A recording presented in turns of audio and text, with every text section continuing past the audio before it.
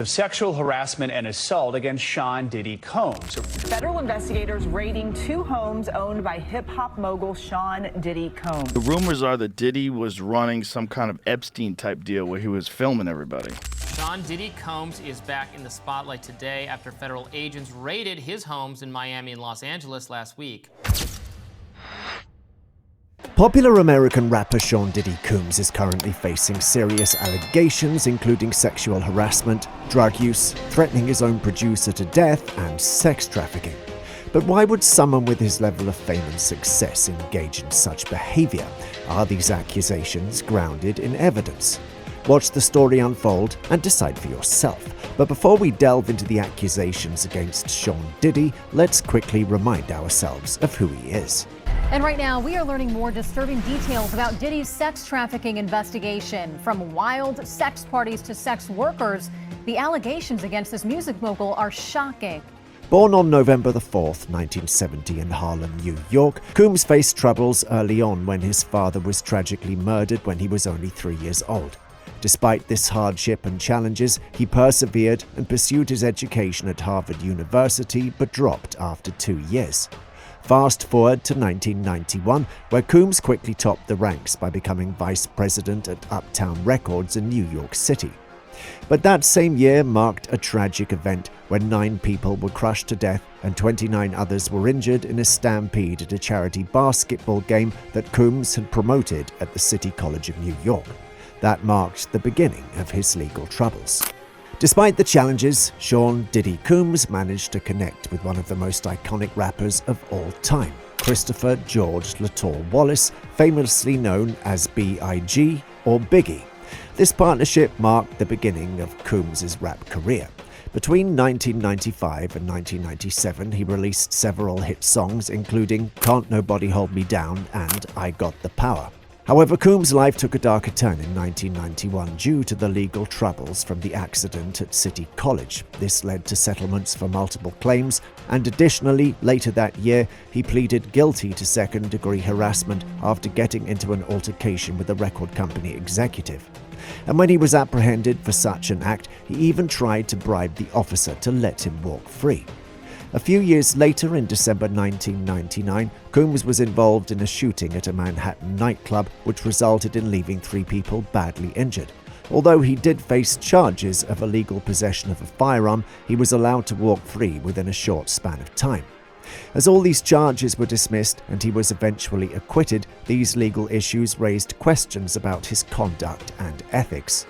With fame in one hand and ego in the other, it's almost inevitable to keep chasing the spotlight, only to find your ego tripping you up along the way. Yet what you've heard about Sean Diddy is merely the tip of the iceberg.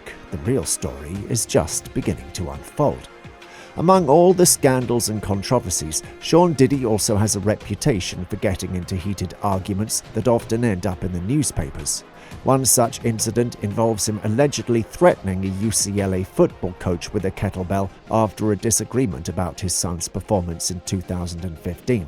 These public displays of anger further fueled his controversial image. Recently, Sean Diddy has been in the spotlight not for his music or business ventures, but due to his ex-partner Cassie Ventura and 2 other women filing a $30 million lawsuit against him in 2023. Cassie initiated her case on November the 16th under New York State's Adult Survivors Act, which provided a 1-year window for adult victims of sexual violence to file civil claims regardless of the statute of limitations. And finally, to the latest from the investigation into American rapper Sean Diddy Combs.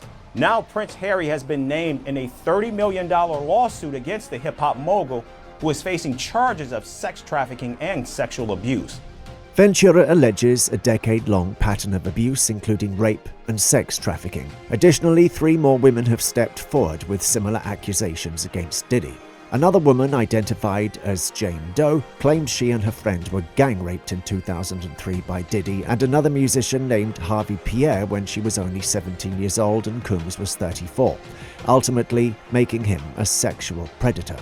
According to the lawsuit, she met Combs and Pierre at a lounge in Detroit, where Combs convinced her to travel with them on a private jet to New York City. Before departing the lounge, Pierre smoked crack cocaine and forced Doe to perform oral sex on him. Upon arriving in New York City, Doe was taken to a studio where Coombs, Pierre and a third individual allegedly manipulated her with drugs and alcohol. The suit alleges that the three men took turns raping her in a bathroom at the studio after she became too intoxicated to consent. Sean Combs claiming he sexually assaulted her when she was just a teenager. The woman claims the president of Combs' Bad Boy Records picked her up when she was just 17 years old and still in high school. This was back in Michigan in 2003. She was flown in a private jet to New York and met with Combs during a recording session. According to the suit, once the assault was over, the anonymous men left Doe on the bathroom floor and she was later flown back to Michigan. Coombs denied the assault allegations while Pierre dismissed the suit as a tale of fiction.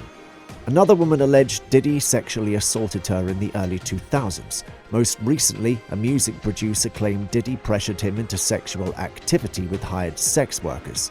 Diddy has vehemently denied all allegations, branding them as sickening and fabricated. According to the lawsuit, Cassie alleges that Sean Diddy Combs sexually assaulted her, subjected her to beatings during fits of uncontrollable rage, and maintained a tight hold over her life.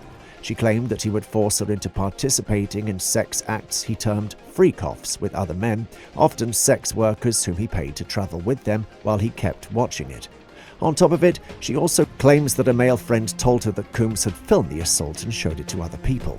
Rodney Jones, a former producer for Sean Diddy Combs, has also filed a lawsuit alleging serious illegal activities involving drug use. Jones, who worked on Combs' latest album and traveled with him in 2022 and 2023, claims he was sexually assaulted by Combs during that time. Additionally, Jones says that Combs pressured him into sexual acts, forced him to procure sex workers, and witnessed Combs administering drinks spiked with drugs to party attendees. Jones also alleges that, similar to Cassie's experience, he was subjected to constant recording, leading him to acquire hours of footage showing Combs and his associates purportedly involved in criminal behaviour. The lawsuit includes screenshots from these videos depicting parties where underage girls and sex workers were reportedly present. And the list of accusations from his victims still doesn't stop. Joy Dickerson-Neal has bravely come forward with her own harrowing story of being sexually assaulted by Diddy. According to her lawsuit, she agreed to have dinner with Combs on January 3, 1991, during her winter break from Syracuse University. It was during this dinner that Combs allegedly drugged her and then sexually assaulted her at his residence in Harlem. Dickerson-Neal claims she was highly intoxicated and unable to resist Combs' advances.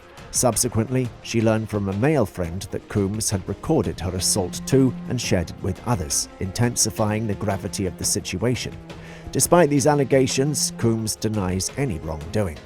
However, given his troubled past with such allegations, law enforcement finds it difficult to overlook the possibility that he may have committed these acts. These lawsuits have sparked legal battles. Diddy's lawyers have moved to dismiss the cases, while the accusers are seeking compensation and potentially criminal charges. Federal authorities have also reportedly launched an investigation into the allegations, adding another layer of complexity to the situation. And that's as NBC is learning exclusively that the music producer accusing Diddy of sexual assault and harassment is also accusing actor Cuba Gooding Jr. This producer filed the original lawsuit last month, accusing Combs of forcing him to find sex workers and pressuring him into doing sexual things with them. As the case unfolded, it got deeper with time, with additional allegations surfacing. However, these allegations weren't directed at Sean Diddy, but rather at Meek Mill and Usher, who were accused of engaging in sexual relations with Diddy. Nicki Minaj, Meek Mill's ex-girlfriend, openly hinted at knowledge regarding a potential sexual relationship between Diddy and Meek Mill, but no concrete evidence has yet emerged to substantiate these claims. It's important to note that Meek Mills and Usher weren't named in the lawsuit, but yet are both being roped into this controversy. Following these developments, on March 25, 2024, agents from Homeland Security Investigations conducted raids on Sean Diddy Combs' properties in Los Angeles and Miami. Some sources suggest that firearms were discovered on his properties, although no further details have been disclosed. During the raid, Combs was onto a scheduled trip to the Bahamas and was halted at a Miami airport before departure. Officials blocked his cell phones. And during the time when Sean was being raided, one of his employees, 25-year-old Brendan Paul, was arrested at the Miami Opa Locker Executive Airport. Law enforcement agencies suspect that Paul was responsible for managing Combs' belongings. Paul was found carrying black pouches containing drugs such as ecstasy, cocaine, and ketamine, as well as marijuana and mushrooms. According to a Miami-Dade police report, Paul was charged with possession of suspected cocaine and suspected marijuana candy. Court records indicate that he was released from custody on bond the following day. Dyer, one of Combs' attorneys, released a statement in response to the raids, stating that Combs was never detained but spoke to and cooperated with authorities. He characterized the raids as an ambush, asserting that there has been a rush to judgment based on meritless accusations made in civil lawsuits. As this case continues to unfold, there are still many aspects yet to be revealed. Concrete evidence supporting the claims made by the victims of Sean Diddy has not yet emerged. However, it's worth noting that numerous witnesses and individuals continue to make similar accusations against him, creating challenges for Diddy to refute these allegations. Do you believe Sean Diddy is guilty of these crimes, or do you think this is a fabricated trap? Share your thoughts in the comments section below. If you enjoyed this video, be sure to click on the video on your screen for more intriguing content like this. Until then, take care and goodbye.